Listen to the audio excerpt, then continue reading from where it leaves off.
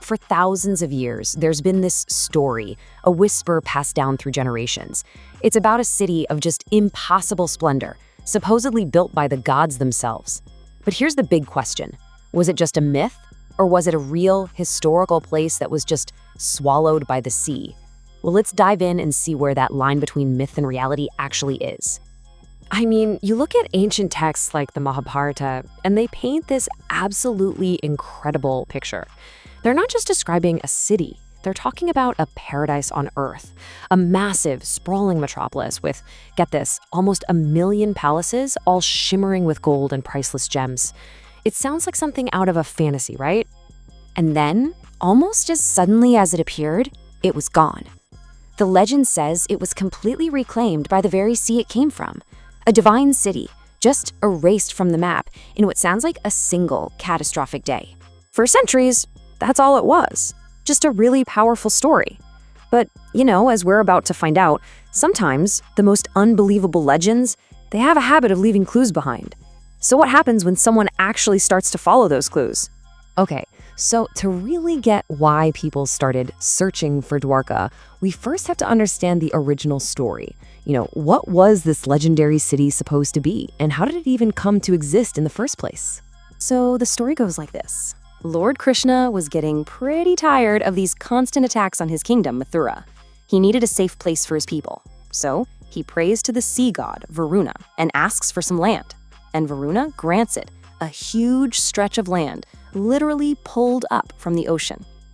On this brand new patch of earth, the divine architect himself, Vishwakarma, gets the job of building this incredible city. And they called it Dwarka, which means the city of gates.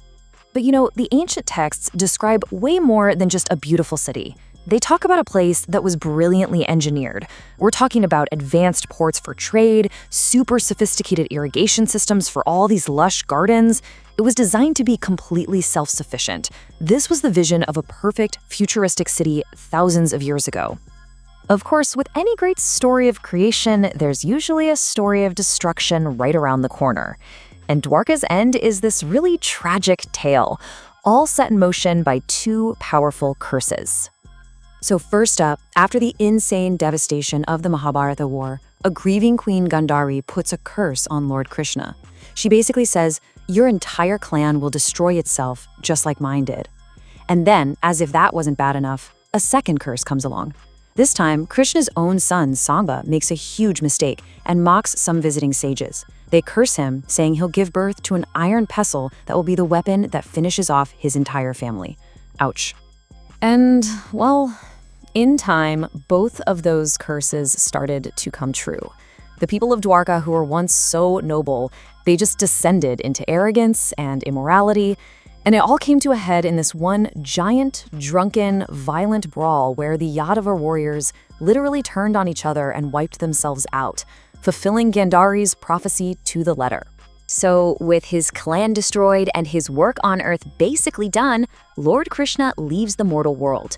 And the texts say that immediately after he left, the sea just rose up and completely swallowed the glorious city of Dwarka.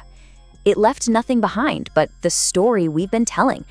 The whole myth sort of closes the loop on itself. And for thousands of years, that's where the story ended. It was just a myth, a legend in a book.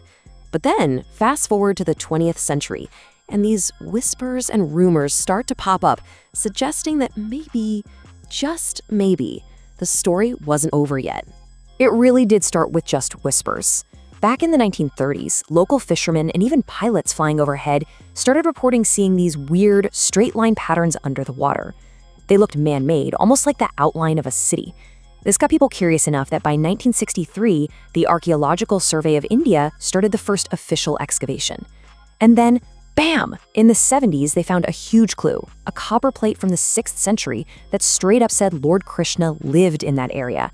Suddenly, the myth was starting to feel a whole lot more real. Now, this is where the story really takes a turn, all because of one man's absolute conviction. I'm talking about Dr. S.R. Rao. He was a pioneer in marine archaeology, and he was completely determined to find out the truth, no matter what stood in his way. And man, did Dr. Rao face skepticism. At the time, the academic world pretty much laughed at the idea. They saw texts like the Mahabharata as pure mythology, fantasy stories, not historical records. But Dr. Rao had a different take. He argued, no, these are historical documents, and they're filled with geographical clues that could point to a real location. He was just convinced Dwarka was out there, waiting to be found. And to really wrap your head around the challenge he was up against, you just have to look at his budget. Funding was, let's just say, not great. It was practically non-existent. He reportedly started his very first expedition with a budget of just 800 rupees. I mean, that's barely enough to feed a small team for a day. This wasn't some well-funded academic project. It was a pure passion project, running on fumes and belief. But you know what? His persistence completely paid off. Between 1983 and 1992, his team made some absolutely incredible discoveries. We're talking divers finding a massive 560-meter-long man-made wall deep under the sea. They found stone pillars from buildings. And maybe most importantly, they found these 3-holed stone anchors. Now that's a telltale sign of an advanced ancient port, which is exactly what the old text described. So Dr. Rao's discoveries, they basically cracked the door open. But it was modern, high-tech science that was about to blow that door right off its hinges. The next wave of evidence was going to be pretty much impossible to ignore. So in the early 2000s, a whole new expedition gets going. But this time, they are armed to the teeth with advanced tech. They're using things like sonar mapping and sub-bottom profilers, which basically let them see underneath the seabed. They started collecting artifacts for all the latest dating techniques. This took the search to a whole new level. And what they found, it was just stunning. They took one of the artifacts they recovered from the site, they dated it, and the results came back 9,000 years old. Let that sink in for a second. 9,000 years. Okay, so why is that so world-shaking? Because it suggested that an advanced urban civilization existed in India that was thousands of years older than the Harappan civilization, which everyone thought was the oldest. This one single finding had the potential to completely rewrite ancient history as we knew it. But honestly, here's the most incredible connection of all.